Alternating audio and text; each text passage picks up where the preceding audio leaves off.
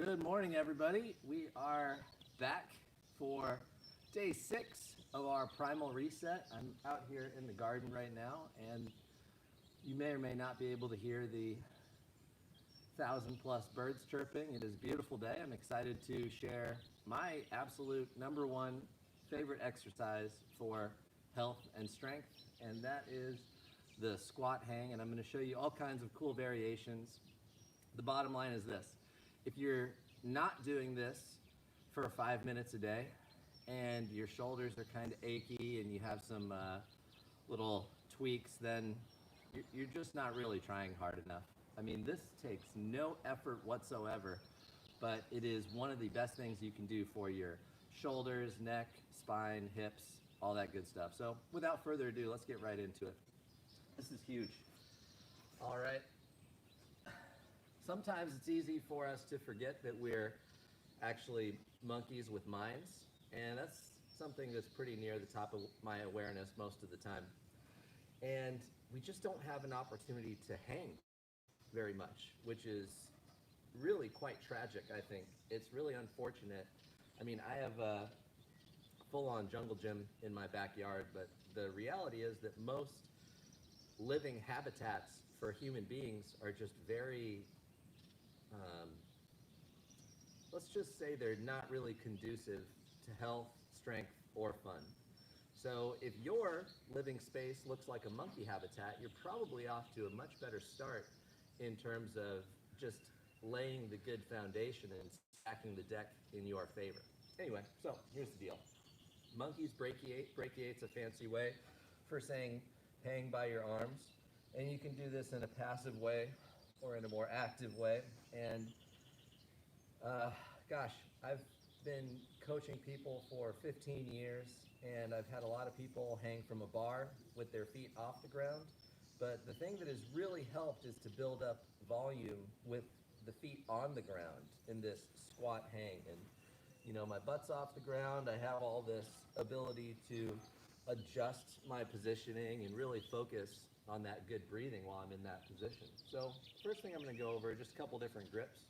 In gymnastics, you have the false grip, which is where you have the thumb on the opposite side of the fingers, and you want the watch band to basically stay on top. And this is really important for when you start doing things like muscle ups and coming back over the top. I also like to go completely over and just squeeze there and let my forearm flexors get a really nice bit of juice. And the reason I brought these tennis balls over actually is because that is a nice way to give you a little extra feedback with that grip positioning there. So this can be really beneficial even if we're just hanging. We're not even necessarily doing anything yet, but I want to go over some of those primary grips. And as you can see, I can really squeeze those tennis balls down for that first grip, which is once again going to be right over there. And I used to get really big calluses from doing muscle ups all the time. Right about here. If you're getting a callus down here, that means you're doing it right. If you're getting calluses up here, it means you're probably not even really doing muscle ups yet.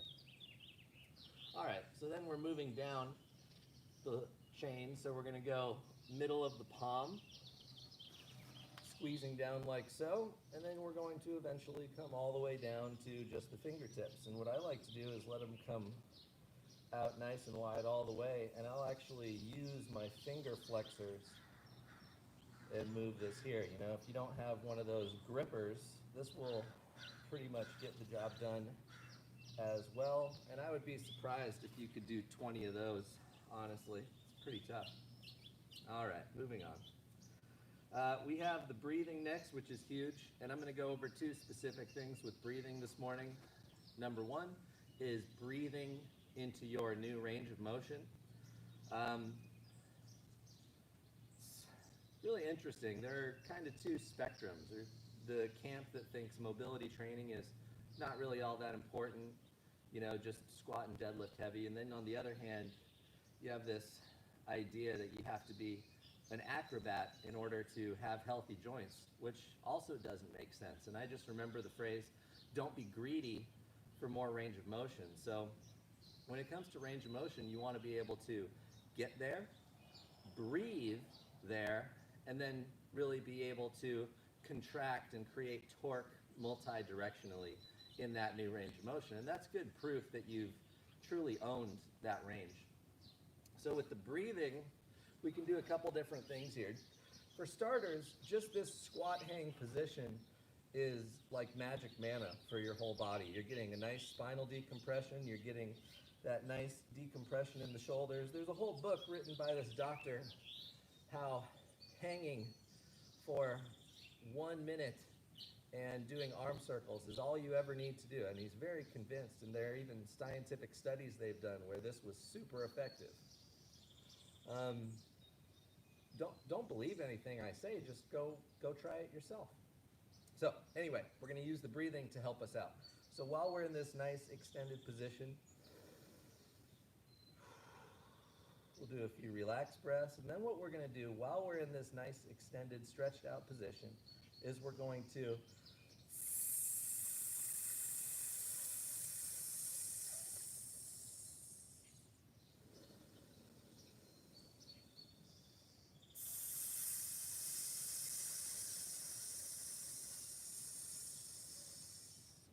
and you see what we're doing is while I'm in this nice stretched out position, I'm actually creating a lot of tension in my abdomen, and that's disassociating from those shoulders. So I'm able to increase that stretch along those lines.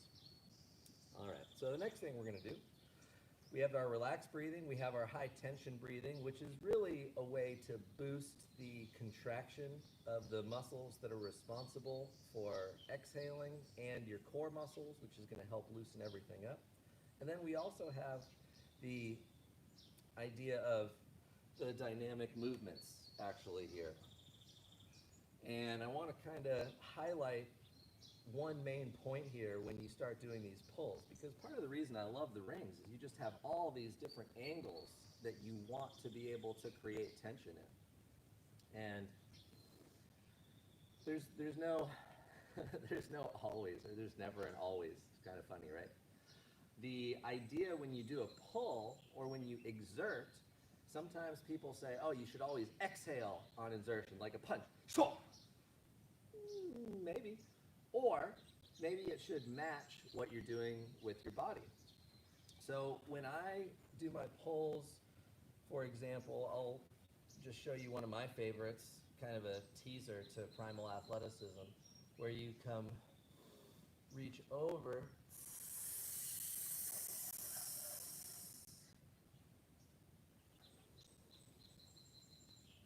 so as I'm pulling in toward my gut, I'm exhaling forcefully, versus if I were to do something more open,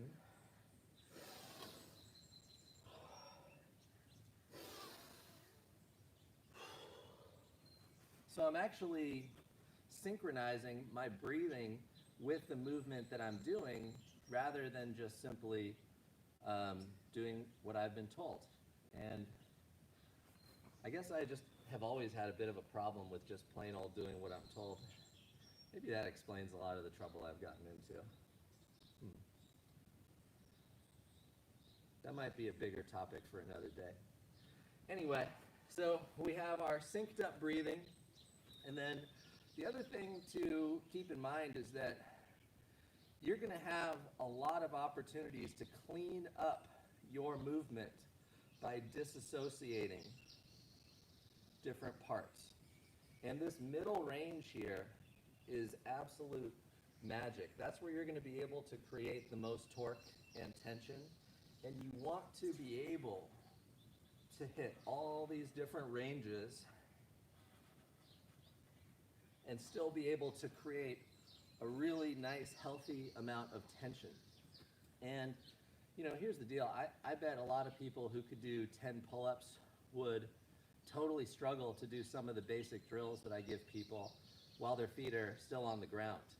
And it just goes to show you that it's not about like reaching a certain number of pull-ups or even reaching like, oh, do a pull-up with 100 pounds or something like that. You're going to have a daily practice of hanging, and you're going to have an opportunity every day to refine your ability to create torque and tension along the entire range of motion of your shoulder while you're under load. And if you really do spend the 5 minutes every day to put your hands onto the rings, just like yesterday when we talked about crawling, you just put your hands on the floor for 5 minutes a day. You just put your hands on the rings for 5 minutes a day. It's not something that you need to know anything. You don't need to know anything. You don't need to know anything about programming. You need to work, you need to breathe, and you need to enjoy the experience and explore what your capacity is. And last but not least, when you're here, it's like I mentioned before, you have all kinds of excellent opportunities to decompress and stretch. And this is actually my favorite position to start working on some of those 90-90 switches, because now I can make this a lot more active as I make that transition from one side to the other. So you really have a lot of stuff that you can practice just from what we've gone over today. So first things first, go do this right now. Second, leave me a comment, let me know what you noticed. And third, join me tomorrow at 7-Eleven for day 7, where we're going to go over something that may be even more important, but I'll let you guys be the judge of that. See you tomorrow. Thank you again, everybody.